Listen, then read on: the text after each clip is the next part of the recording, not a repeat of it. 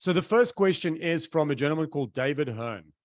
And David actually has a challenge, which I think a lot of growing companies have. And that is as he says, he's somebody who's brand new to implementing a BDR team, an outbound sales team to his business. And what he's looking for is input on how to manage this outbound sales team. Specifically, what are the best metrics to hold a BDR team accountable to? What are your thoughts?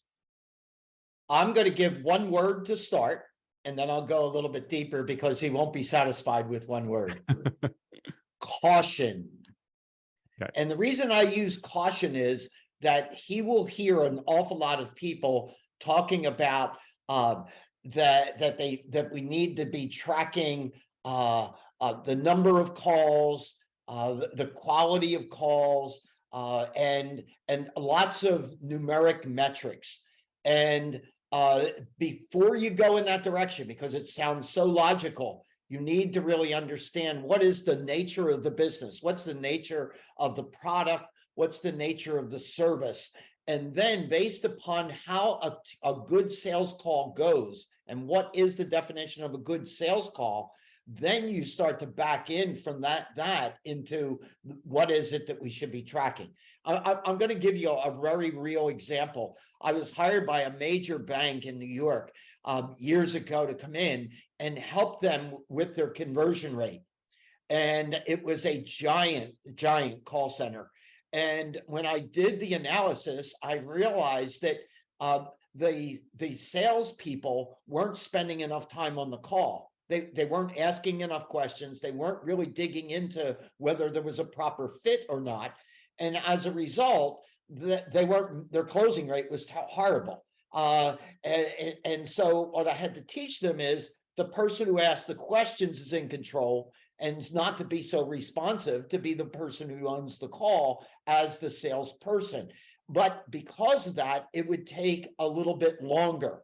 Well, one of the metrics that they were being measured on was how long were they spending on the call, and that they were getting recognition and rewarded for the least amount of time spent on the call.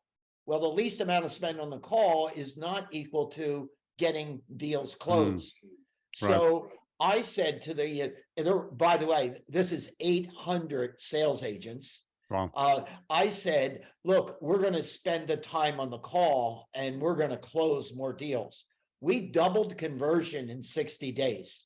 And I thought I'm getting called upstairs to the bosses for a bonus or a pat on the back, and they chewed me out because they had a lot of other people that wanted to talk to the salespeople that couldn't get through because they were tied up on the phone.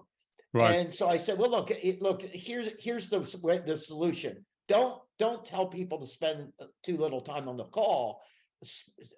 Hire more people if you've got that kind of business going on, right? So again, the people were measuring the wrong things. Now, that being said, after giving you that caution and that story, then you need to figure out, are the number of dials that a salesperson is doing in a day, is there an appropriate number, and avoid the issue that I mentioned with this client. And then another metric is of the dials, how many are they having as conversations? And then a third is, and this is for me most important, and what's the percentage of conversions? Yeah. So from my perspective, but again, I don't start with that. I end with that. I got to analyze what's a good quality call. So what you've had experience with call centers. Sure. What's yours? I'm going to take a slightly different approach because I'd like to give David a kind of a balanced answer. What I love about your answer, Jack, is that it's simple to implement, right? What's the purpose of the call? What does a good call look like? Anybody can do that.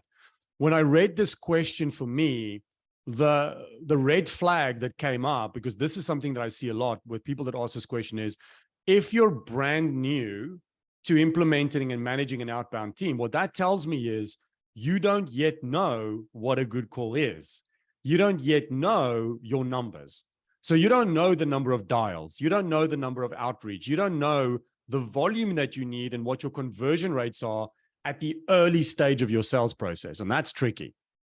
So if I was in David's shoes, there's a couple of things that I would want to do. And David, this really depends on whether you have the budget available.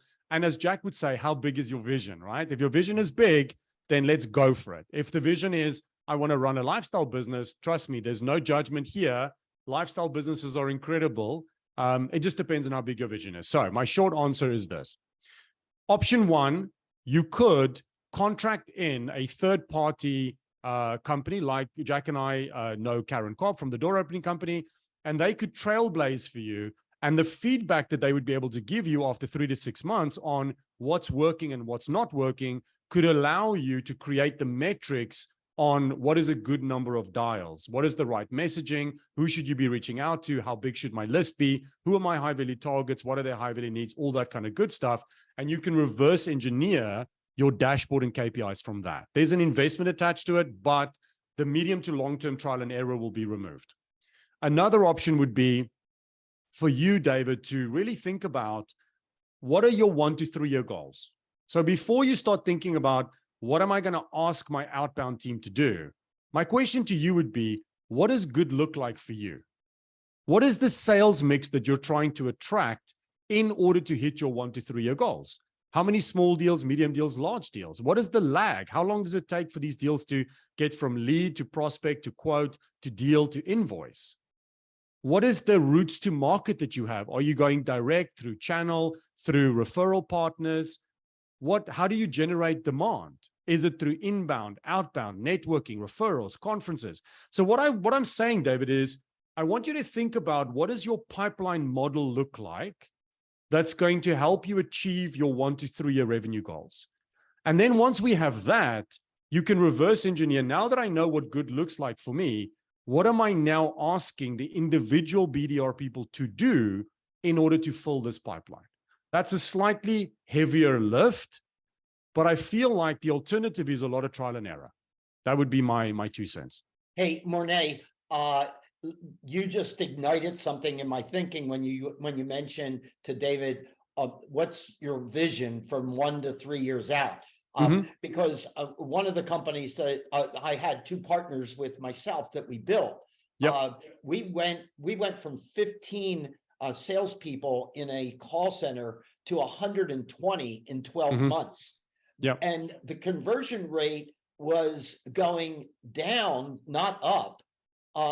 But the margins were so rich that we didn't want to delay fast growth because even though the salespeople weren't at the level that we could get them at, if we grew slower, there was so much opportunity to grow fast that the conversion rate was acceptable to be lower. So, you know, you need to make these decisions vis-a-vis what kind of margin your product or service is driving, because the margin will dictate whether I go fast or slow and take that outsourced methodology or do it internally. And so, you know, for me, it's not just about selling, it's about profitably selling.